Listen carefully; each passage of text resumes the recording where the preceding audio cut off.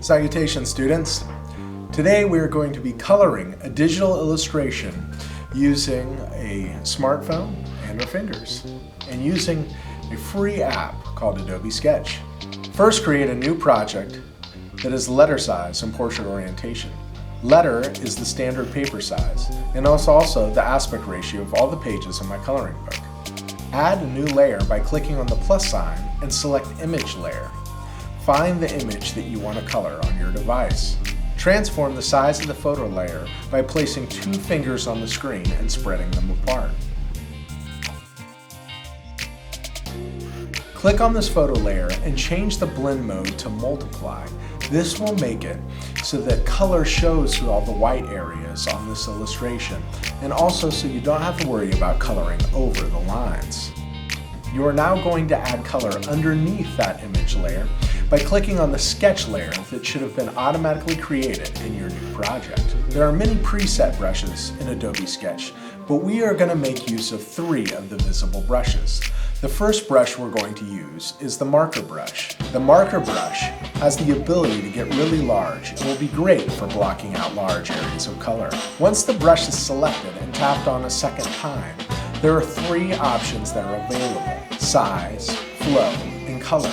We will increase the size of this brush from somewhere between 3 and 400, and we will set the flow to 100. Both of these are adjusted by pressing and dragging up to increase or down to reduce. Then we will adjust the color. Tap on the color and a color wheel will appear. The closer the dot is to the center, the more muted the color is. The further to the outside of the color wheel, the more true the color is. There's a slider along the bottom that adjusts the amount of black.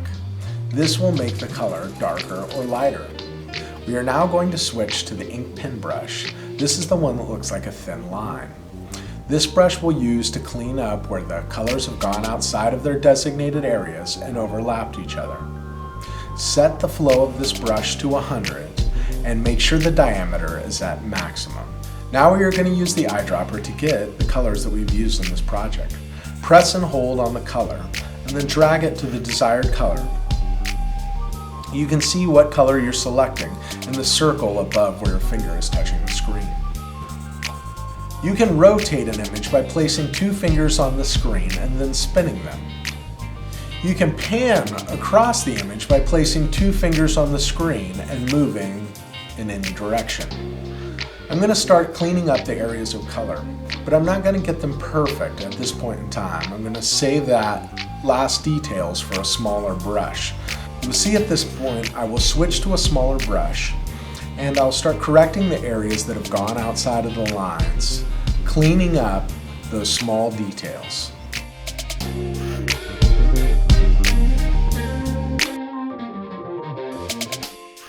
It works best if you're zoomed in on the illustration so that you have more control of the brush getting in these small details.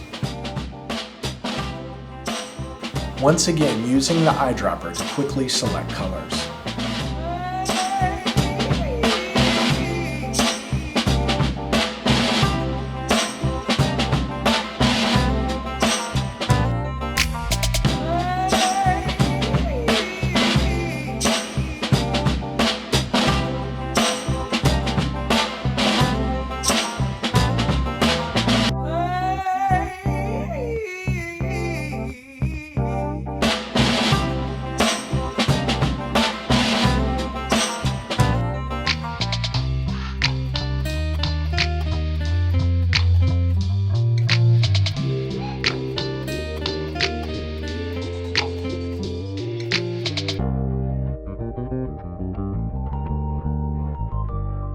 You can hide all the layers and brushes by clicking on the 2 arrows in the top right-hand corner of the screen.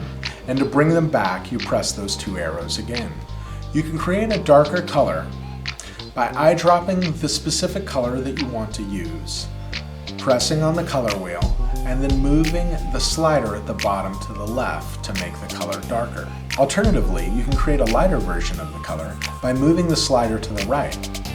And if you want it lighter still, you can move the dot closer to the center of the color wheel.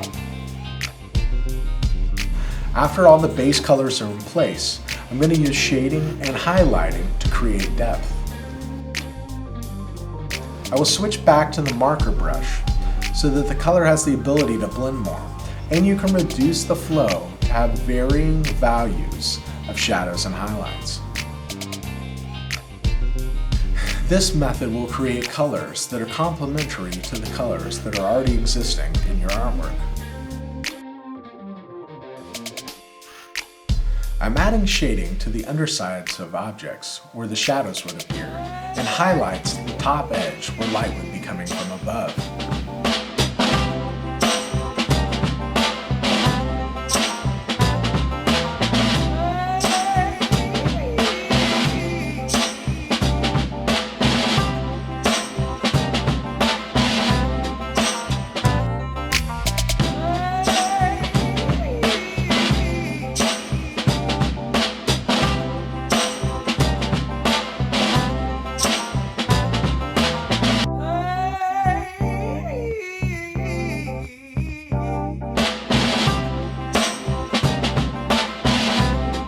The last thing I'm going to do is create a gradient in the blue background, using a darker color towards the outside and a highlight blue around the object.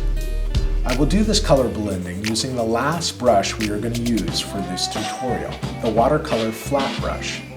This brush's flow and pressure dynamics give it a more painterly look that will be more natural and less hard than the other brushes that we have used. Darken and lighten the blue colors using that same base blue color that we have in our document, and work over the top of each other, layering those colors.